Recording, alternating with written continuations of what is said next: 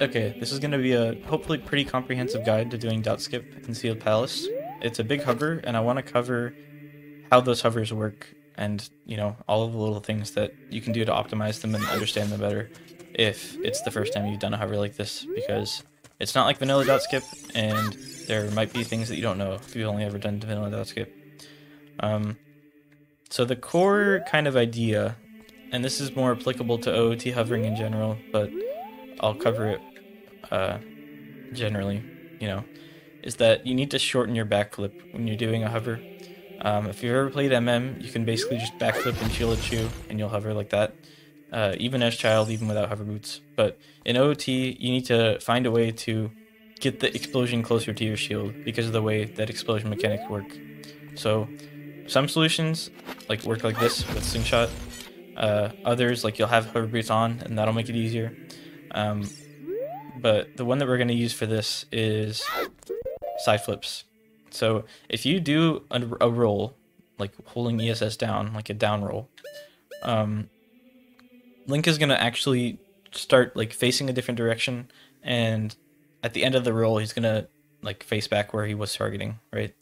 Now on this frame here, you can actually do an action, so like a backflip or a side hop or whatever. And the important thing about that is that if you still keep targeting, you're going to do a direction... Oh god. You're going to do a backflip in the direction that your angle is, but not necessarily the angle that your targeting is, right? So Link is facing to the right now, which means I can backflip to the left. But because I'm still targeting with the angle that's facing forward, Link's body or collision is going to be kind of contorted in a weird way. And you'll see that you do a backflip to the left, a side flip, if you will. And that's just the idea, is that with one of those side flips, the chew actually will hit your shield the way that you want it to. Now with ESS hovers, or ESS shuffle hovers, it's kind of the same sort of deal as side flip hovers. You want to be facing a different direction and doing a backflip, but the way that we achieve that is a little bit different. So if you're ever on a sloped ground, or if you're ever, sloped ground, you can actually just hold ESS and you'll get into one of these shuffles. Whereas on flat ground, you need to actually start turning before you can shuffle. So we're gonna take advantage of that. If you're on sloped ground, you can do one of these little shuffles like this. And now if you're in one of these shuffles, you can just flick a direction and Link will face that direction. And then on the first few frames that you flicked, you can do the same sort of side flip mechanic that you would be able to do with a side flip. So that's kind of the hovering mechanics. Now I'll actually get into the trick. Okay, so for starters, you want to get up to the adult side over here. You can't just climb up it as child, so you need to do a roll jump. And the little position setup I like to do for this is climb the ledge around here. Oh god. Climb the ledge around here, turn left, and then do one ESS left and back up a little. And that should space you right to be able to roll jump up to this ledge here. So now you want to just get ISG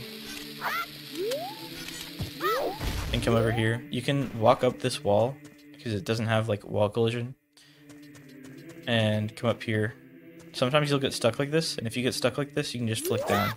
But if you just kind of walk into that corner, you'll usually make it up here. So now you want to get into this corner. You still want to be standing on the ground here so that you can do that ESS shuffle thing. But once you're in this corner, just turn and face the door time, just so that you're going in the right direction. And then you can turn right. And now this is something I like to do. It's not technically required most of the time, but it is kind of like a safety net.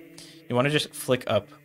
And what that does is it aligns Link's angle to the camera's angle, which doesn't really mean anything for the camera, but it makes it so that when you do one of those down rolls, your down roll will go to the right.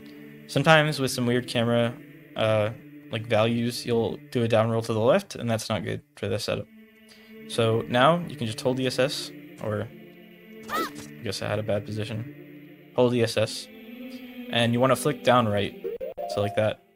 This is ideal, the frame to pause on.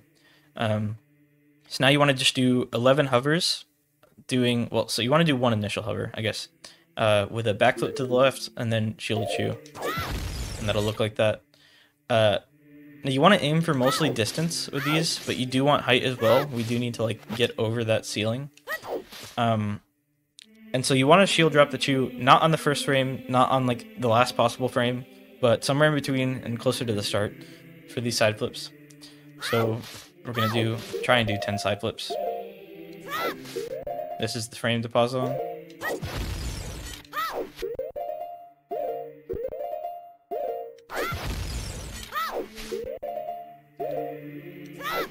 And once you have this frame, it's not super precise. It is important that you get this frame for like the correct direction that you're moving and stuff, but several frames will work for actually getting a hover in regards to dropping the Chew.